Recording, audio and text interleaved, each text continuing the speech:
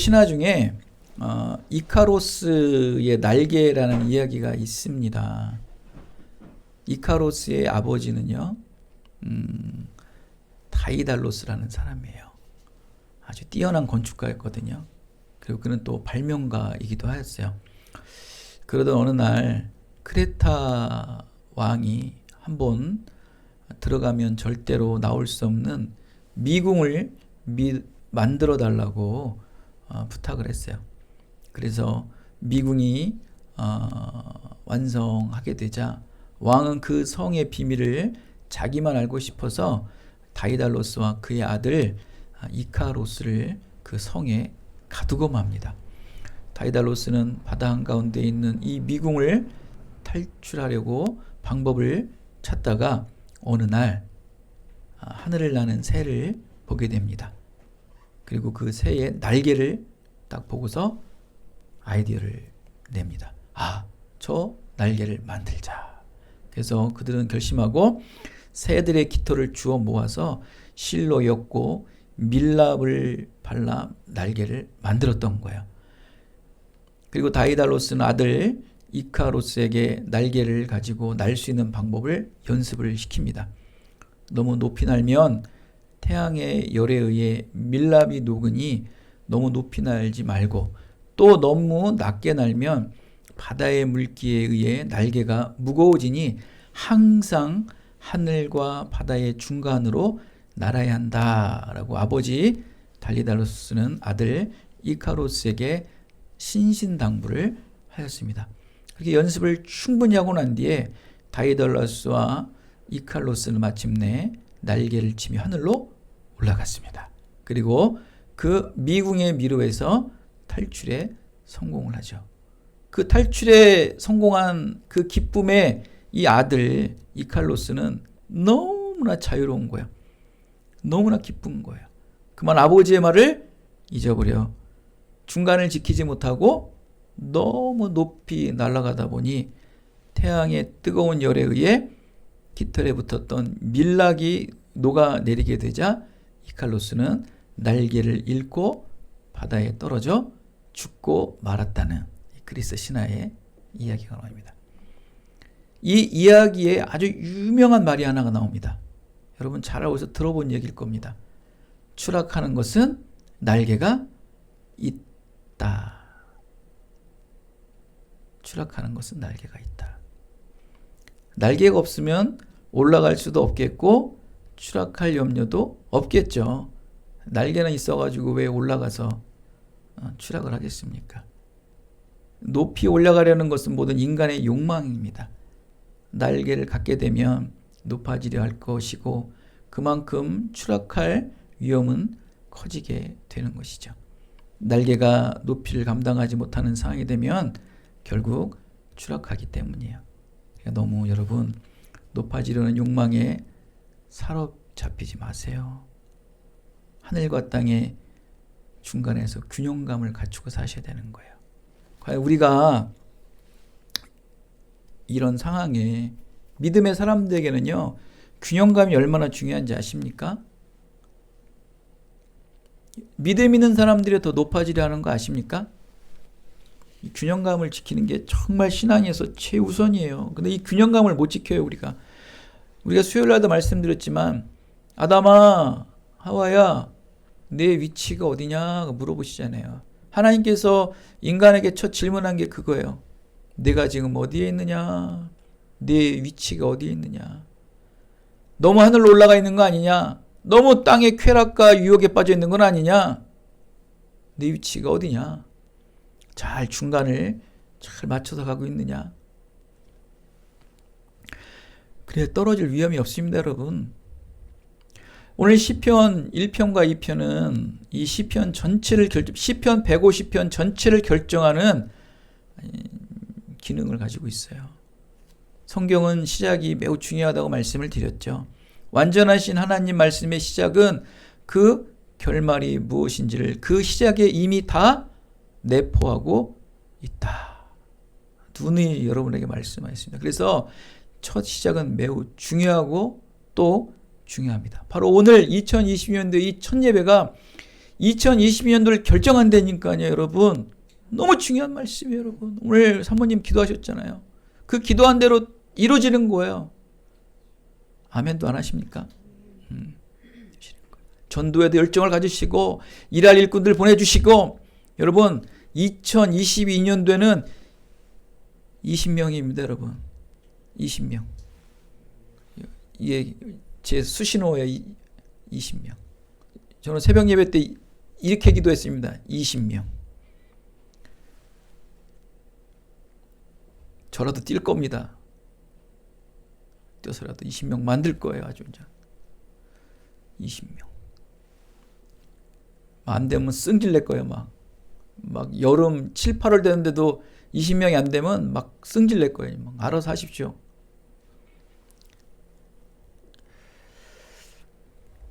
시작은 중요합니다, 여러분. 시편 1편 1절은 복 있는 사람으로 시작합니다. 근데 여러분 시편 1편과 2편이 시편 150편 전체를 아우른다고 말씀을 드렸잖아요. 근데 2편 맨 마지막 말씀이 뭡니까? 2편 12절의 말씀이 피하는 자, 여호와께 피하는 자는 복이 있도다. 시편 1편 1절은 말입니다. 복 있는 사람은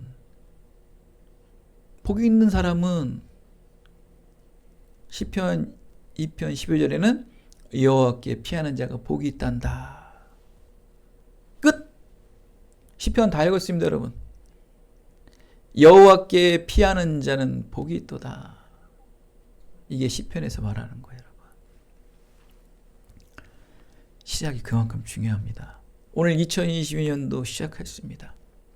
여러분, 오늘 들은 말씀 붙잡고 사셔야 돼요. 여러분, 여러분의 위치, 포지션 어디에 있느냐? 하나님 안에 있느냐? 말씀 안에 있느냐? 세상에 또 사람 안에 있느냐? 염려, 근심 안에 있느냐? 어디 안에 있느냐, 여러분? 여러분의 위치를 파악하시기 바랍니다. 시편에서 말하는 복 있는 사람은 누구라 합니까? 또 좀 더 넓게 성경에서 말하는 복 있는 사람은 누구라 할까요? 하나님 안에 늘 머물러 있는 자, 하나님이 원하시는 길을 걸어가는 자, 또 에베소서 5장 10절에는 하나님을 기쁘게 하는 자를 복 있는 사람이라고 성경은 여러 곳에서 말씀을 하고 있어요. 하나님께 머물러 있는 자, 하나님이 원하시는 길을 걸어가는 자, 하나님을 기쁘게 하는 자, 그런 자들은 복 있는 자다. 하나님 안에 늘 머물러 있기에 하나님이 원하시는 길을 벗어나지 않고 온전히 그 길을 걸어갈 수 있는 것입니다. 하나님은 기쁘고 기쁘시겠죠. 하나님 안에 늘 머물러 하나님이 가고자 하는 길을 갈 때 하나님은 기쁘는 거예요. 여러분, 부모님들이 가장 기쁜 게 뭔지 압니까? 아이들이 품 안에서 잘 무럭무럭 자라나는 게 이 부모의 가장 기쁨이에요. 하나님도 마찬가지예요. 늘 하나님의 품 안에서 말씀을 먹어가며 늘 하나님께 경배하며 경외하고 의로운 행함을 통해 무럭무럭 신앙이 성장하는 거예요. 구원의 영적 성장들이 일어나가서 날로 하나님께 영광 돌리는 하나님의 자녀들을 볼 때 하나님은 한량없이 기쁘고 기쁘신 것입니다.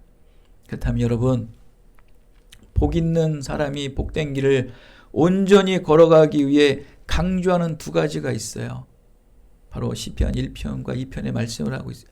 1편 1, 2절에서 말씀을 하고 있어요. 복된 길을 온전히 걸어갈 수 있는 길이 무엇인가? 먼저 복 있는 사람의 길을 가기 위해서는 누구와 함께 가느냐? 두 번째는 이 복 있는 자의 길을 걸어가기 위해서는 무엇을 즐거워하며 이 복된 길에서 벗어나지 않고 끝까지 걸어갈 수 있느냐? 누구와 걸어가느냐? 무엇을 하며 걸어가느냐? 1절에 뭐라고 말합니까? 악인들이 꾀를 따르지 아니하고 죄인들의 길에 서지 하며 오만한 자들의 자리에 앉지 아니하고 오직 하나님의 율법을 즐거워하며 그 율법을 주야로 묵상하는다. 여기에 나와요. 누구와 함께 가지 말라? 악인들, 오만한 자들, 무엇을 하며? 말씀을 묵상하며, 주야로 말씀을 묵상하며 즐거워하며 읊조리며 가라는 거예요. 시편 저자는 이 의인의 온전한 복된 길을 끝까지 걸어가기 위해 함께 해야 할 것과 함께 하지 말아야 할 것을 말하고 있어요. 함께 할 것은 뭡니까? 여호와의 말씀을 얼마나 즐거우면 밤낮으로 즐거워하겠습니까? 여러분 밤낮으로 게임을 하시죠? 얼마나 재밌고 즐거우면 밤낮으로 게임을 하겠습니까? 얼마나 말씀이 즐거우면 밤낮으로 말씀을 읊조리고 그것도 모자라 잠자면서도 말씀을 읊조린다는 거야. 또 그러한 길과 또 어떤 길이 있습니까? 악인과 오만한 자들과는 함께하지 말라. 의인의 복된 길을 함께 갈 자와 함께 가지 말아야 될 게 되는 거예요. 구체적으로 말합니다. 악인의 꾀에 따르지 아니하고 죄인들의 길에 서지 아니하고 오만한 자들의 자리에 앉지 말고. 여러분 자꾸 악인들의 꾀에 넘어가고요. 또 죄인들의 길에 서고 싶고요. 오만한 자들의 자리에 앉고 싶어요. 높은 자리에 올라가고 싶고 또 죄인들의 길에 서고 싶은 거예요. 막 남들이 하면 다 하고 싶은 거예요. 따라가고 싶은 거예요. 또 많은 사람들의 유혹과 미혹이 넘어가. 야, 비트코인 해봐. 대박이라니까. 한번 해봐. 나 믿고 해봐. 나 1,000만 원 투자해서 1억 벌었어. 해봐. 수없는 유혹과 미혹. 또 남들이 하면 다 따라하는 거예요. 야, 아파트 아직도 20평에 사냐?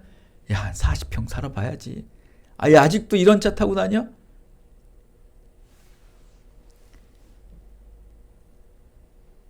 근데 여러분,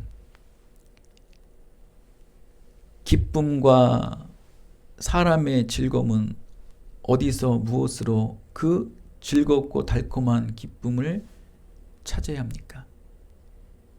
복 있는 사람은요, 악인들이 즐기는 기쁨에서 완전히 벗어날 수 있어야 한다는 거예요. 그러니까 여러분 좋죠. 세상에서 높아지고 싶고 따라가고 싶고 그들과 되고 싶고 다 그러고 싶어요.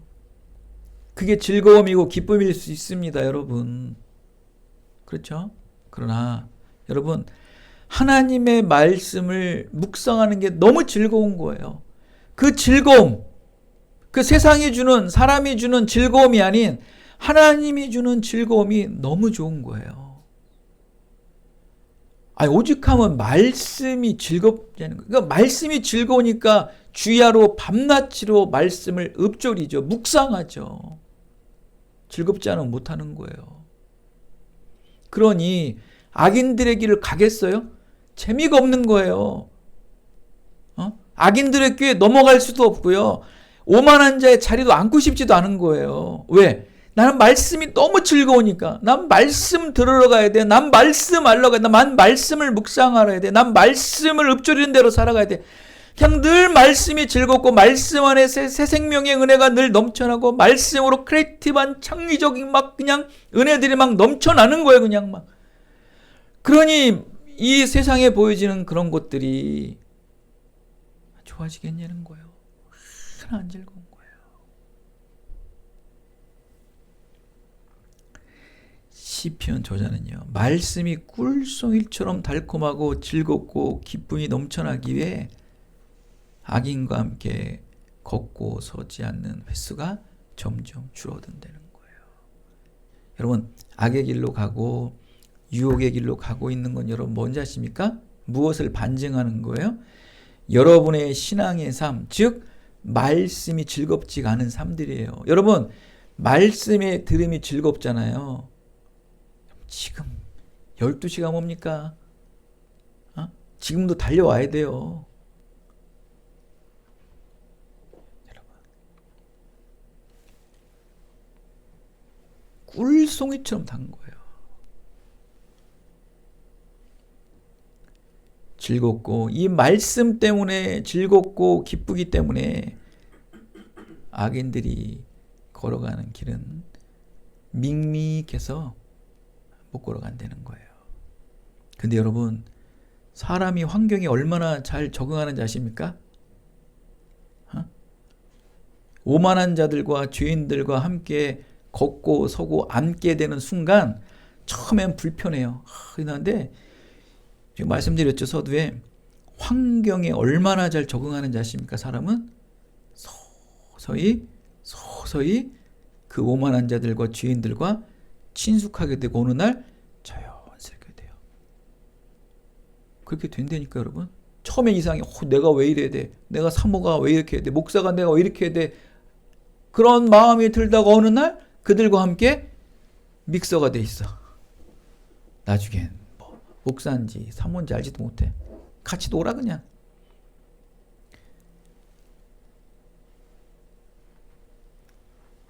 참 쉽죠.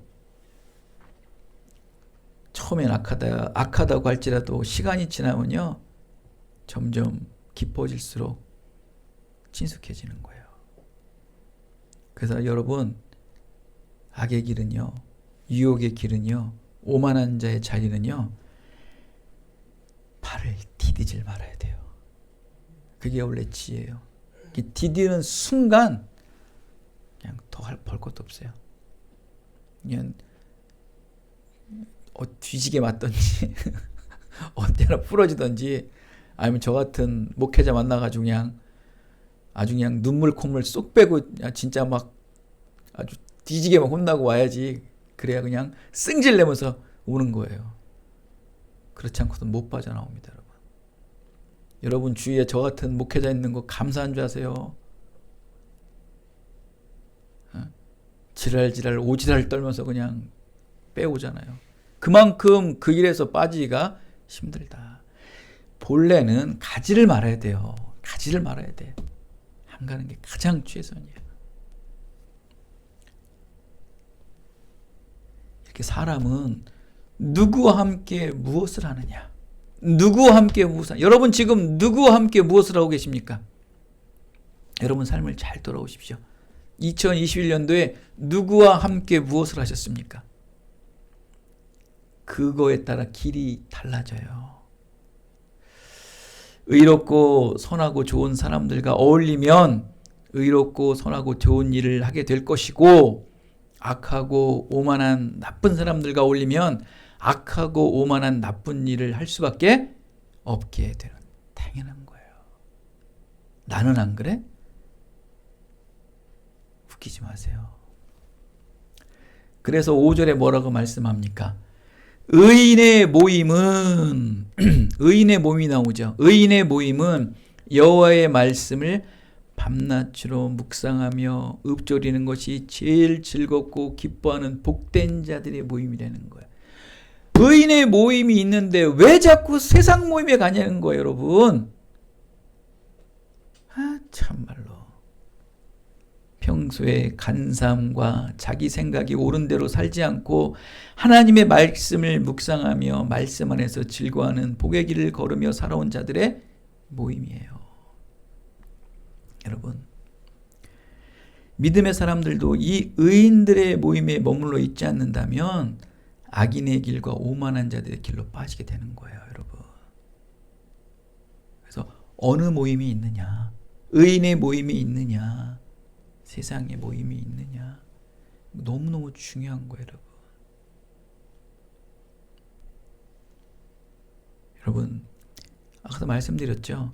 사람은 환경에 너무 잘 적응해요. 참 희한해요. 오늘 사모님한테 처음 얘기 들었어요. 우리 미나님 군대 또 가고 싶대요. 오늘 아까 이제 뉴스에 보니까 올해서부터 이제 2022년도 올해가 됐죠. 월급이 올라간대요. 그랬더니 농담으로, 야 미나님 군대 좀 또 가라고 그래. 월급 올라갔대. 이제 농담을 했더니, 제 군대 또 가고 싶은가 봐 그래요. 그래서 그래 가라고 그래. 농담으로. 근데 여러분들 가면 적응하잖아요. 그죠? 처음에 못할 것 같은데 가면 적응해요. 참 희한하죠. 힘은 들죠. 뭐 불편한 것도 있겠죠. 그죠? 근데 적응하는 거 참. 여러분 앞으로 직장 생활은 걱정하지 마세요. 가면 다 적응해요. 그만큼 사람은 환경에 적응을 잘해요. 근데 여러분, 세상이 주는 유혹과 사람이 주는 달콤함, 여기엔 더 빨리 여러분 오염됩니다. 더 빨리 적응을 하게 돼요.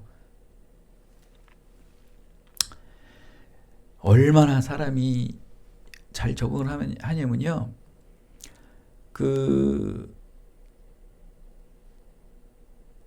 매일 살점이 떨어져 피가 날 정도로 매를 맞는데도요. 자신을 사랑한다는 이 쓰레기 연민의 사랑 때문에 평생을 피를 흘리며 사는 불쌍한 자도 있다는 거 아십니까? 많아요. 영화 위쳐라는 한 장면에 이런 장면이 있어요. 멧돼지로 변한 니벨렌이라는 사람이 나와요. 원래 사람이었는데 마법사의 저주에 들어가서 몸은 사람인데 얼굴만 멧돼지가 되는 니벨렌이라는 위쳐 주인공의 친구가 나와요. 근데 이 니벨렌은요, 흑별 괴물 이 브록사라는 여자가 있어요. 브룩사라는 여자. 근데 그 여자가 굉장히 아름다워요. 근데 이 여인이요, 밤만 되면은 이 니벨렌의 피를 빨아먹어요. 멧돼지로 변한 자신의 모습을 이 흑별 괴물인 이 브룩사가 그를 사랑해 주는 거예요. 내가 너를 사랑해 주는 대신 밤만 되면은 그 니벨렌에게 가서 피를 빨아먹는 거예요. 누구에게도 세상 사람들은 자기를 얼굴의 이 흉물 때문에 인정을 안 해주는 거예요. 그러다 보니까 흑별 괴물이 자기를 사랑하는 그것 때문에 알아요. 이 니벨렌도 이 여자가 괴물이라는 거를. 그런데도 자기를 좋아하는 거예요. 비록 밤마다 자기의 피를 제공해 줄지라도 그가 자기를 사랑한다는 그 마음 때문에. 그게 사랑일까요? 거짓 사랑의 저주에 사로잡힌 니벨렌. 그리고 살아요. 나중에 그 친구 위쳐가 와서 그 저주를 끊어는 주죠. 이렇게 사람이 환경에 잘 적응한다니까요. 누가 봐도 그건 아니라는 걸 알아요. 그런데 자기를 좋아하고 흠모한다는 그 거짓 사랑인 걸 알면서도 하면 살아요. 그럼 막 매를 맞고 막 수많은 고통을 당하고 모든 돈을 다 뺏기고 그냥 일만 하는 기계처럼 되고, 일만 하면 그 남편한테 돈을 갖다 주고 그 누구에게 돈을 갖다 주고 다 뺏겨도 좋은 거예요. 그냥 그렇게 살아요. 여러분도 그런 모임에 살고 싶으세요? 그런 모임에 들어가고 싶지 않으시죠? 의인의 모임에 들어오셔야죠.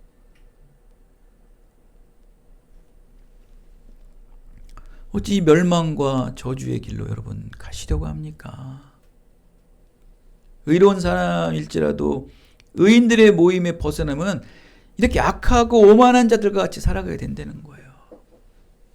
하나님의 말씀에서 벗어난 이 간사함과 자기 생각으로 인하여 이 속사람의 중심의 결이 달라지게 돼버리는 거예요, 여러분.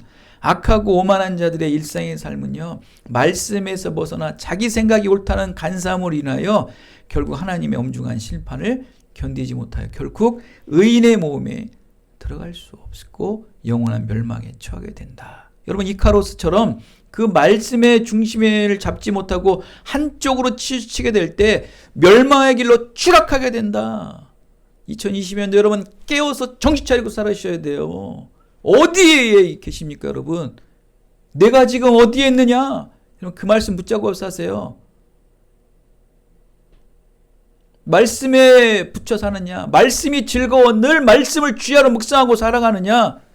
이 복 있는 자의 의로운 길이라는 거, 여러분. 그거 잊어버리시면 안 돼요, 여러분. 추락합니다. 추락해요. 저는요, 믿음 없는 사람들 아무리 잘 사는 거 솔직히 하나도 안 부러워요. 정말로 거짓말 아니고 하나 안 부러워요.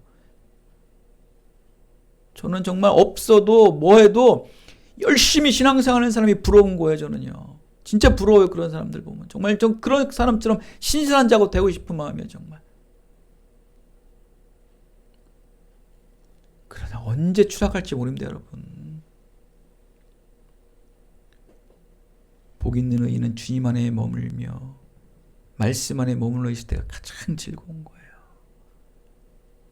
얼마나 꿀처럼 달달하면 주야로 늘 말씀을 묵상하는 것이 그리도 즐겁고 기쁠까요?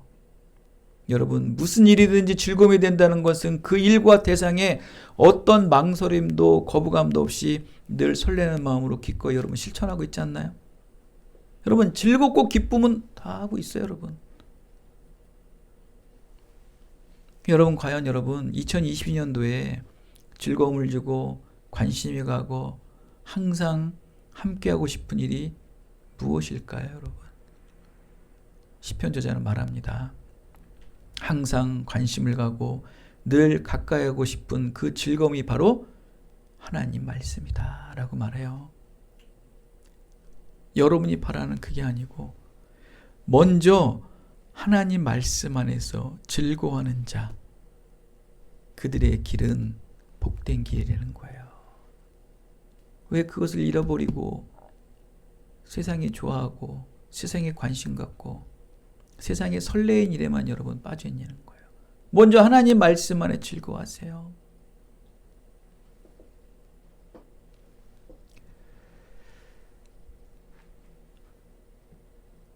밤과 낮으로, 얼마나 그 말씀이 좋은 밤과 낮으로 즐거워하며 묵상을 한다고 나옵니까?